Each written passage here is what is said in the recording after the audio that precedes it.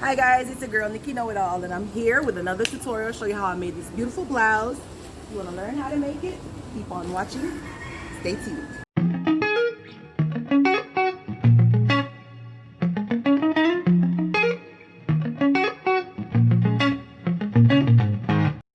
Today we're having a sewing lesson. We're making this knit blouse from knit and lace. We're making this particular blouse right here. This one we're making it in a size medium. How do you know your size in a pattern? You're gonna look on the back. Sometimes it's on the flap, sometimes it's on this side. It has the bust measurement. If you look good, you'll see where it says bust, and you follow the line, go across and find your bust measurement. Mine is a 38, and then you follow that down, and that would be a size medium, and also a 16, 14 to 16 if you're going with numbers. So then now you go and you look at the pattern. This is the front bust piece of the pattern.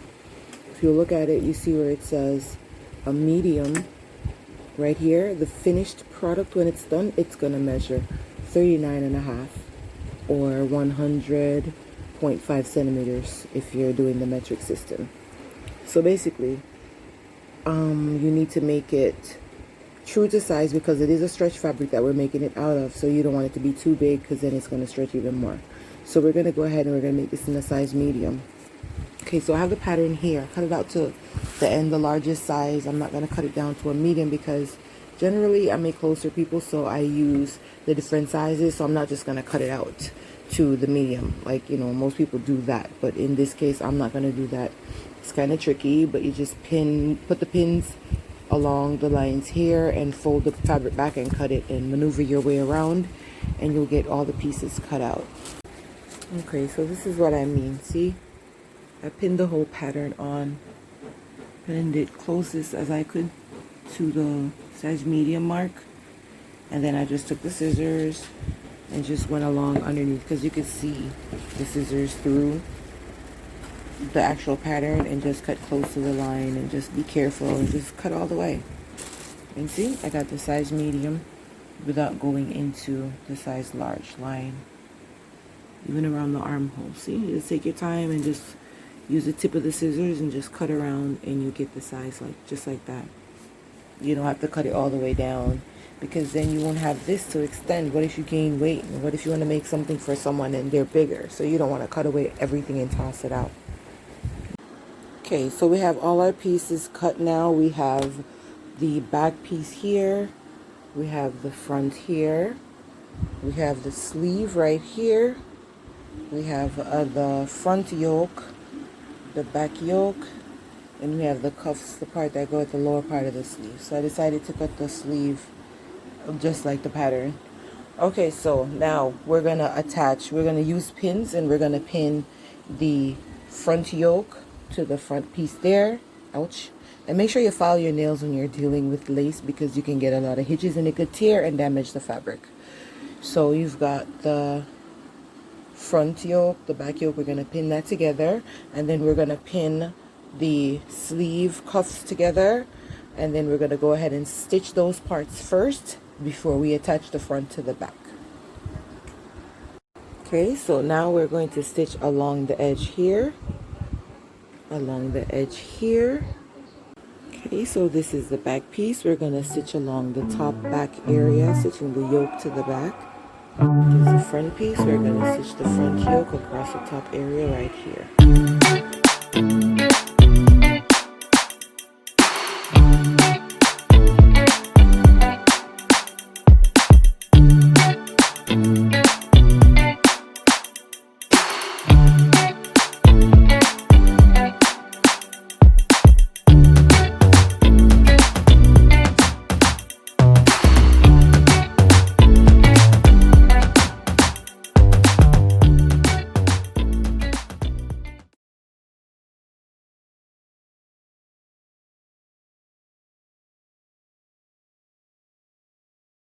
Great. So now we've stitched the front and the back yokes to the bottom, front and back pieces.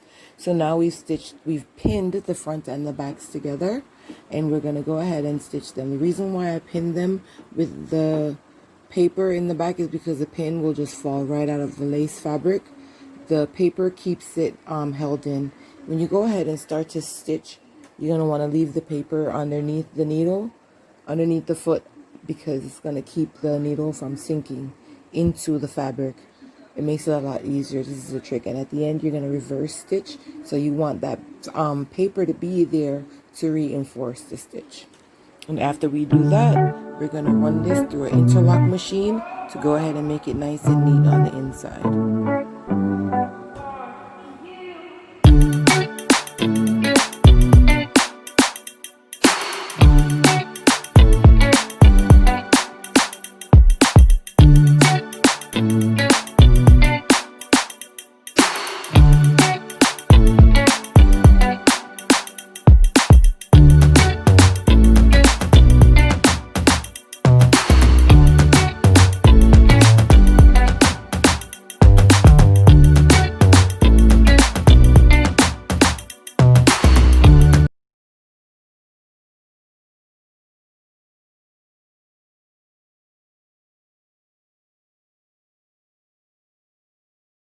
Okay, so this is the right side. All the lace pieces are stitched to the cotton knit pieces.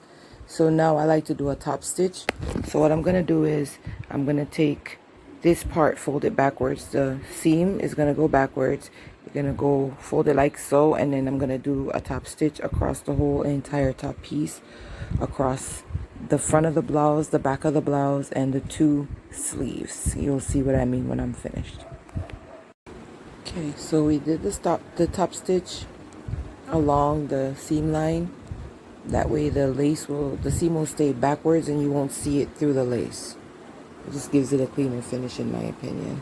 So I did the same thing to the front and the back where the lace yoke meets the top of the fabric.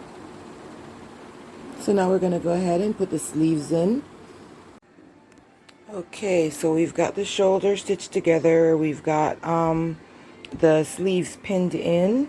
So we're going to go ahead and stitch across the whole entire top area, coming down to the armpits. On both sides, we're going to stitch coming all the way over.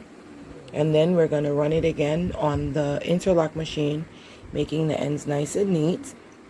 And then we're going to stitch along the inseams, along the seams going down the two sides. And then we're almost done. Just going to do a hem and we're finished. Okay, here we are. The sleeves are sewn in and they've been overlocked. Use the serger to make it nice and neat. So now we're going to go ahead and stitch the inseam all the way down. Side seams all the way down on both sides. Then we're going to go through the serger machine, do the same thing, and then we're going to hem the ends. We're finished. Okay, so we're almost done. We've got the two sides stitched together. Everything's coming together. So before I flip it over, what I'm going to do is I'm going to finish the neck. This is a 1/2 inch elastic.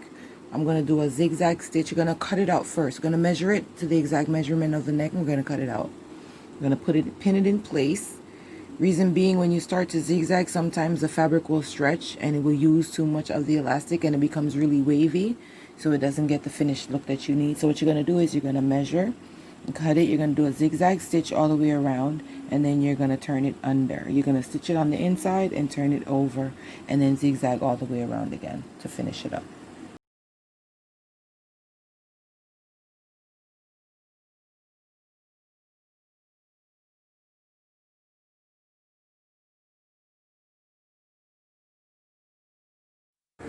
The next step is to do a top stitch.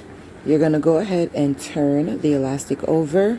You're going to stitch on the top side, not the inside. You're going to stitch on the outside. You can do either a zigzag stitch or you can do a straight stitch. In this case, we're going to use a straight stitch. You can use a zigzag stitch when you're doing it in like a panty waist or the panty leg or a bathing suit leg. It needs a flexibility, so in that case you will use a zigzag stitch, but in this case we're just going to use a plain top stitch.